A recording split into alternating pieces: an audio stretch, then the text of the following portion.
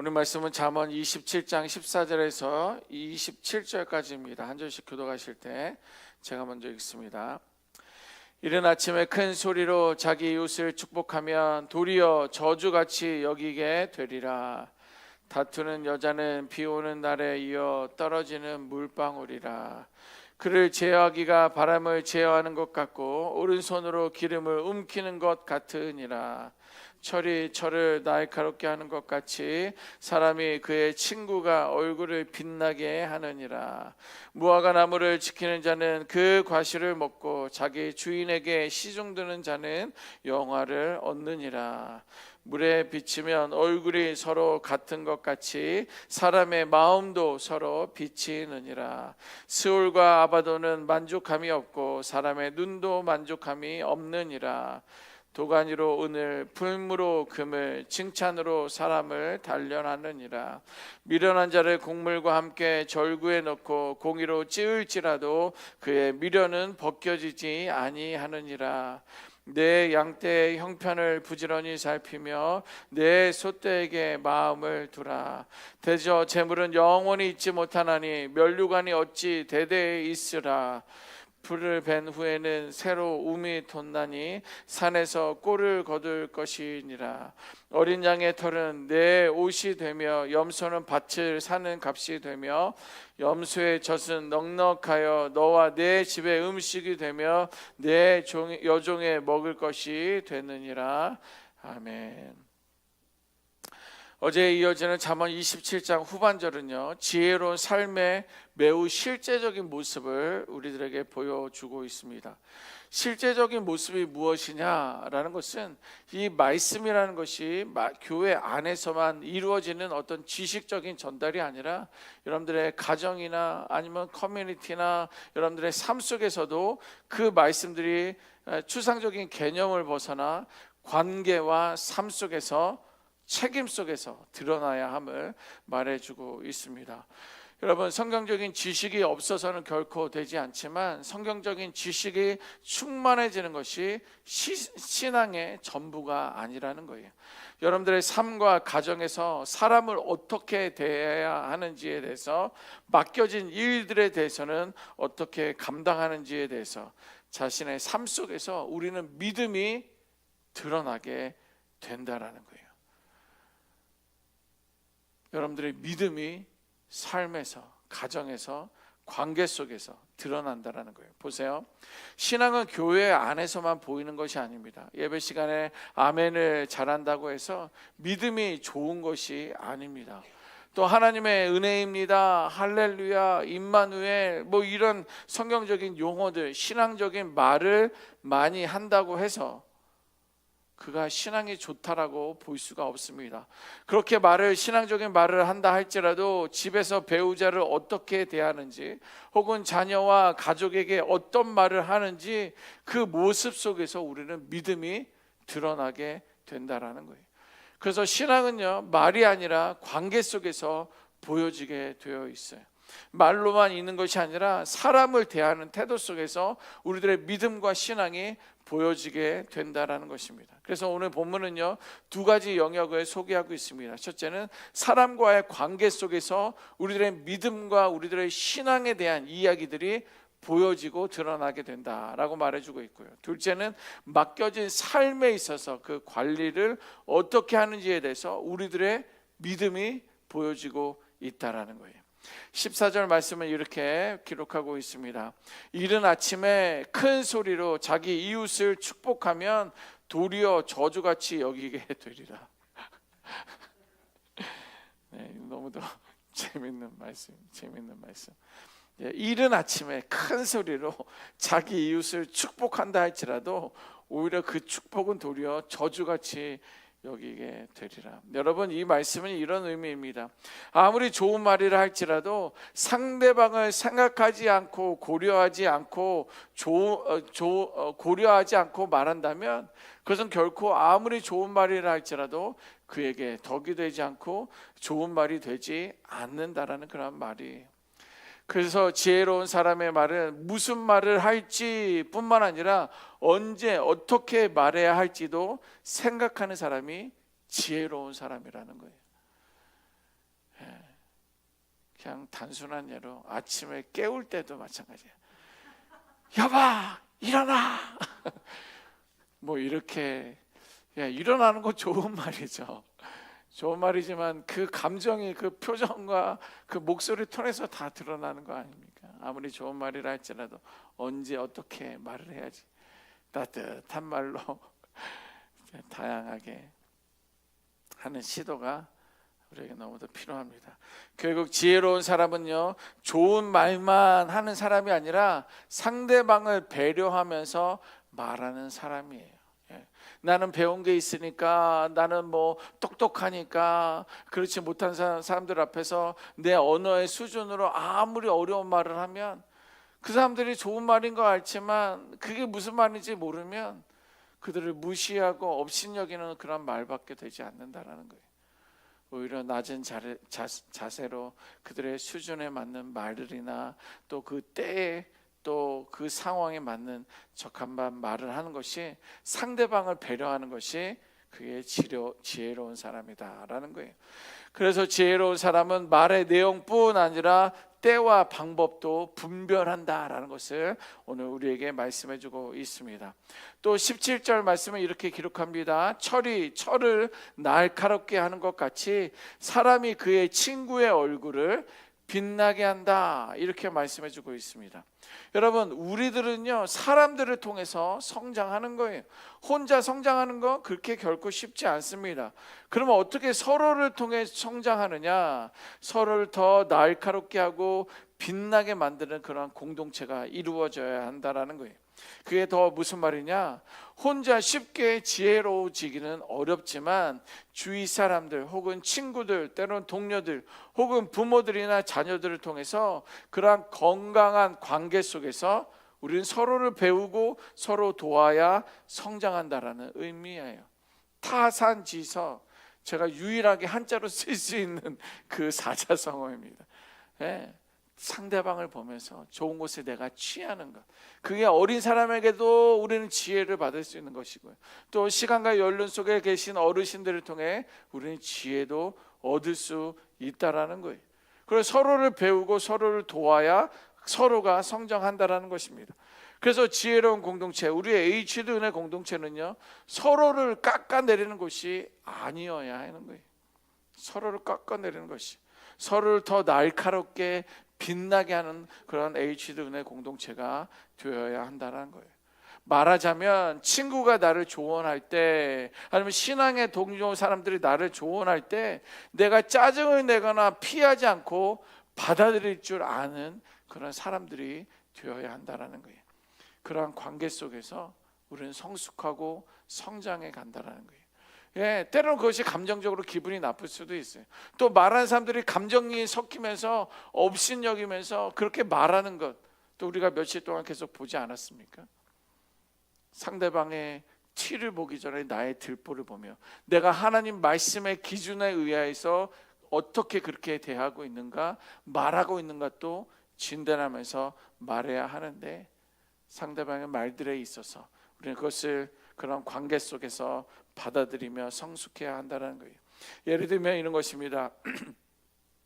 축구는 혼자서 연습하는 것보다는 팀에서 함께 훈련하는 것이 훨씬 실력이 빨리 늘어납니다. 물론 뭐 기술적인 개인적인 실력은 혼자서 닦아야 되지만 축구라는 것은 혼자 하는 그런 경기가 아니잖아요. 우리가 공동체가 함께 11명이 뛰어야 되는 그런 시합 아닙니까? 우리가 잘 아는 것처럼 작년에 LAFC에 손흥민 선수가 왔습니다. 텔레비에만 보던 그 친구를 직접 가서 볼 수 있는 그런 기회들이 있다라는 거예요. 그런데 한 번은 LAFC의 작년인데 연습하는 그런 장면이 이제 나오면서 비춰주고 있는 거예요. 그런데 각 구단들마다 코치도 있고 감독들이 있어요.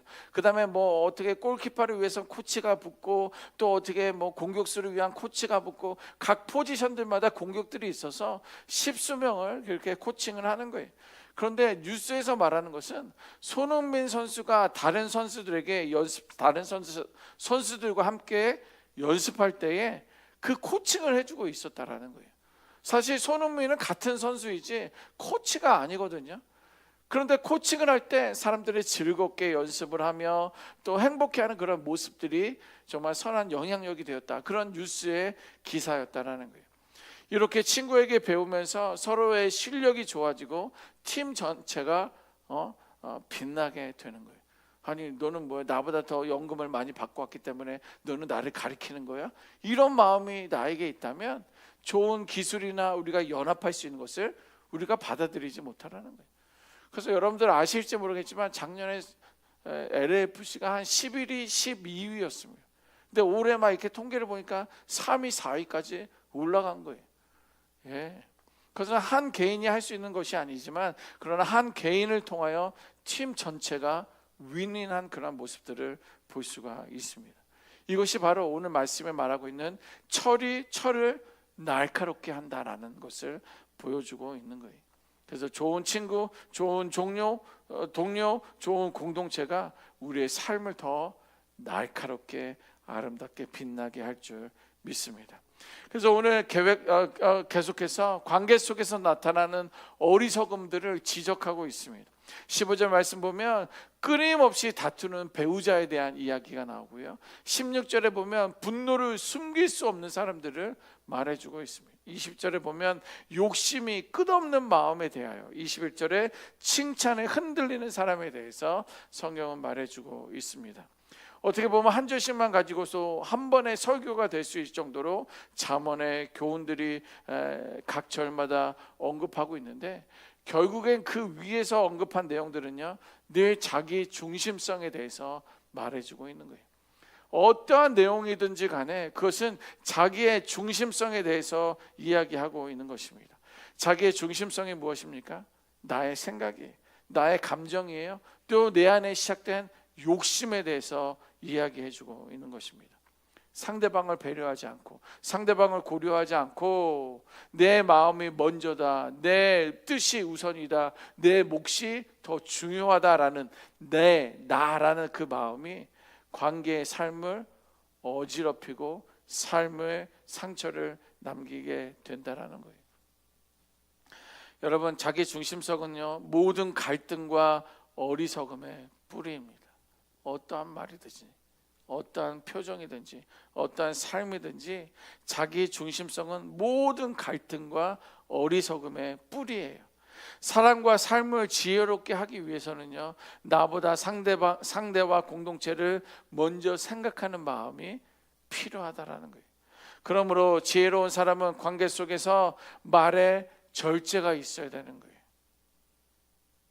이른 아침에 아무리 좋은 말이라 할지라도 힘들어하는 것처럼 절제가 있어야 되는 거예요. 내가 말을 해야 하는지 말을 하지 말아야 하는지, 지금인지 나중인지 오늘인지 내일인지, 아니면 해야 되는지 말아야 되는지, 이러한 절제가 우리 안에 있어야 되는 거예요.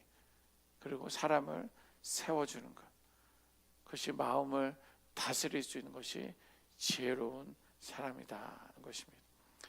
결국 여러분, 신앙은요 사람들을 통해서 드러나게 되어 있어요. 신앙의 연륜, 신앙의 깊이는 여러분들 사람의 관계 속에서 여러분들의 저의 신앙의 모습이 드러나게 되어 있다라는 거예요.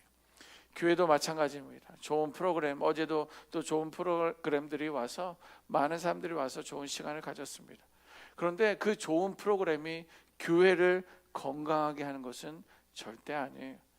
좋은 관계가 건강한 교회를 세워나가게 된다는 것입니다. 여러분, 서로가 서로를 세워주는 공동체가 될 때 교회는 하나님이 기뻐하시는 그런 공동체가 된다는 거예요. 23절은 매우 실제적인 권면을 하고 있습니다. 함께 읽어볼까요? 23절입니다. 시작. 내 양떼의 형편을 부지런히 살피며 내 소떼에게 마음을 두라. 아멘. 보세요. 이 말씀은 한마디로 하나님이 맡겨주신 것을 성실하게 돌보고 관리하라라는 그런 말의 뜻입니다. 이 말은 고대 사회에서는요 양떼라는 것은, 양과 소는 단순한 가축이 아니었습니다. 가정의 생계가 바로 양과 소였어요. 또 미래를 책임지는 재산이 바로 양과 소였습니다. 그래서 양떼가 건강해져야지만이 가족이 먹고 살 수 있었던 것이고, 양떼와 소가 건강해야지만이 자신들의 옷을 만들어 입을 수 있고 생계를 이어갈 수 있었던 거지, 이어갈 수 있었던 것이 양떼와 소떼였다라는 거예요. 그래서 성경은 말합니다. 내 양떼의 형편을 부지런히 살펴라. 즉 맡겨진 것을 대충 두지 말고 관심을 가지고 살피라는 그러한 뜻입니다. 양치기는요, 가만히 앉아있는 사람이 아니에요. 양이 어디에 있는지를 살피는 사람이고요, 아픈 양은 없는지를 일일이 살펴야 할 것이고, 풀은 충분히 있는지 살피고 위험한 짐승들은 주변에 있는지 없는지를 살피는 것이 양치기입니다. 이처럼 지혜로운 사람은 맡겨진 삶을 방치하지 않고 관심과 책임으로 돌보는 사람입니다. 자, 그런데 여기서 성경은요, 부귀는 영원하지 못하다라는 말씀을 하고 있어요. 24절을 보면 재산도 권력도 지위도 영원하지 않음에 대해서 말해주고 있습니다. 이 말은 무엇입니까? 지혜로운 사람은 현재 맡겨진 것을 성실하게 돌보는 사람이에요.